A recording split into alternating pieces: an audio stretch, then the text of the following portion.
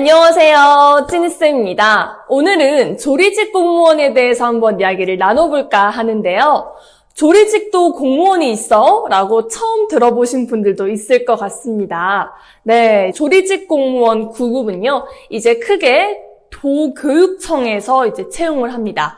도교육청에서 채용을 하기 때문에 이제 지방공무원에 해당이 되고요. 이제 9급 공무원은 똑같은 연봉으로 이제 받기도 하고 되게 공채와 경채로 나누어서 따로 채용을 하기도 합니다. 이제 공채라고 하는 경우는 공개 채용을 의미하고요. 경채는요, 경력 채용을 의미하는데 이 두 채용 방법에 따라서 또 보는 과목도 달라집니다. 이제 공채 같은 경우에는요, 각 도마다 조금씩은 다르지만 총 3과목을 본다라고 해요.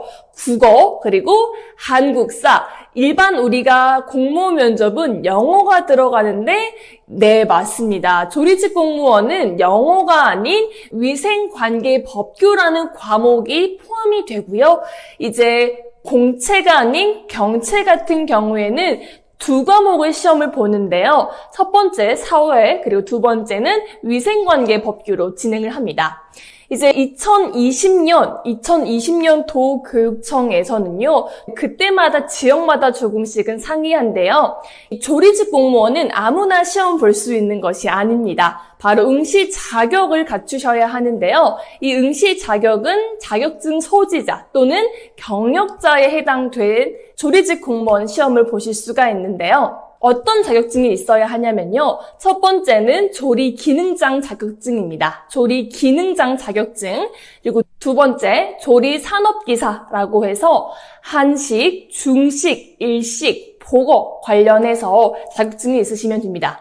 그리고 세 번째는 바로 조리 기능사로 똑같이 한식, 중식, 일식, 보거 관련해서 자격증을 소지하고 계시면 됩니다.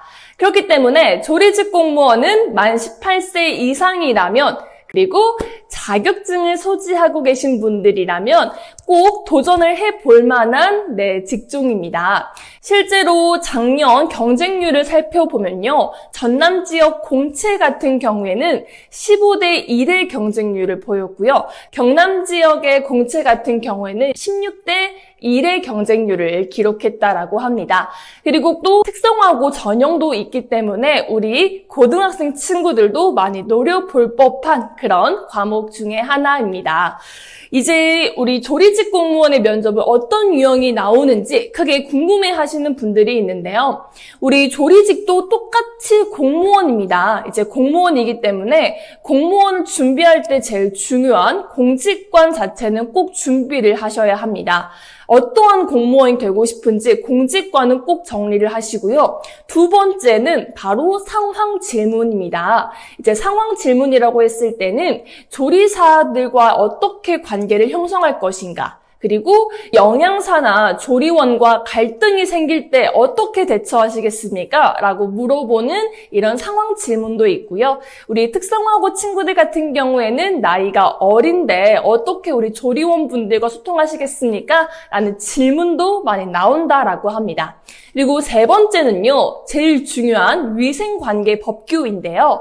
이거는 필기뿐만 아니라 여러분들이 말로 표현을 하실 수 있어야 합니다. 이제 위생관계 법규의 이제 내용을 살펴보면 이제 보존식과 관련된 내용, 그리고 개인 위생과 관련된 내용, 교차 오염, 그리고 식중독 교육뿐만 아니라 위생관계 법규에서 배웠던 내용을 이렇게 말로 표현을 하실 수 있어야 돼요. 이제 필기가 끝났다라고 해서 다 잊어버리시면 절대 안 됩니다.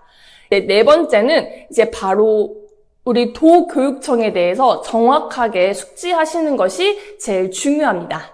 도 소속이기 때문에 각 전남도 교육청, 경남도 교육청, 경북 도교육청, 이렇게 도교육청의 슬로건을 조금 더 파악을 해주시면 좋겠죠. 실제로 경북 지역의 면접 질문 같은 경우에는 경북교육청의 안전하고 믿을 수 있는 교육 환경 조성 목표, 직렬과 관련해서 구체적으로 제시하시오라는 질문이 나왔을 만큼 도교육청의 슬로건은 정확하게 파악을 하시는 게 중요합니다.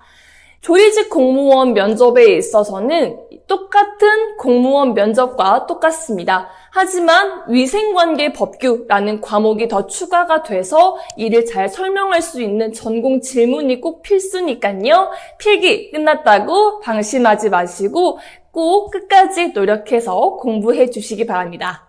감사합니다.